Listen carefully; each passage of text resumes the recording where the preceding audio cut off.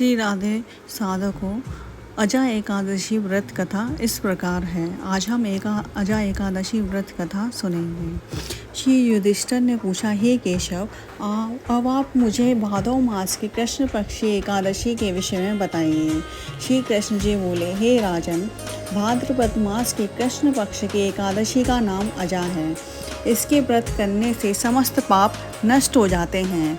जो मनुष्य इस दिन भगवान की पूजा करके भक्ति पूर्वक व्रत करते हैं, उनके समस्त पापों का नाश हो जाता है। प्राचीन समय में हरिश्चंद्र नाम का चक्रवर्ती राजा था। वह अत्यंत वीर प्रतापी तथा सत्यवादी था। उससे किसी अज्ञात कर्म तथा प्रतिज्ञा के कारण अपने राज्य को त्याग दिया और अपनी स्त्री और पुत्र को बेच दिया और स्वयं एक चांडाल का सेवक बन गया। वह चांडाल के यहाँ रहकर कफन लेने का काम करता था, परंतु इतने आपत्ति काल में भी उसने सत्य को नहीं त्यागा। इस प्रकार रहते हुए जब उसे कुछ वर्ष व्यतीत हो गए तो उसे अपने इस कर्म पर बड़ा ही दुख हुआ। तब वह उसके मुक्त होने का उपाय खोजने लगा और हर समय यही चिंता रहती थी कि वह कैसे इस पाप से छूटे। इसी बीच में गौतम ऋषि से उसकी भेंट हुई। राजा ने उन्हें प्रणाम करके अपने समस्त दुख की कथा कही।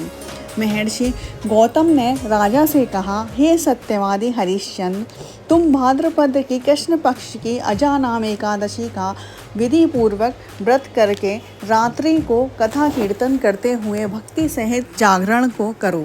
ऐसा करने से अवश्य ही तुम्हारे समस्त पाप नष्ट हो जाएंगे और इसके प्रभाव से तो पुनः वैभव प्राप्त होगा। गौतम ऋषि वहाँ से चले गए। तत्पश्चात अजा नाम की एकादशी के आने पर राजा हरिश्चंद्र ने मुनि गौतम के कहे अनुसार भक्ति तथा श्रद्धा पूर्वक व्रत धारण कर रात्रि को भगवान का कीर्तन करते हुए जागरण किया, जिसके प्रभाव से राजा के समस्त पाप नष्ट हो गए और स्वर्ग में नगाड़े बजने लगे।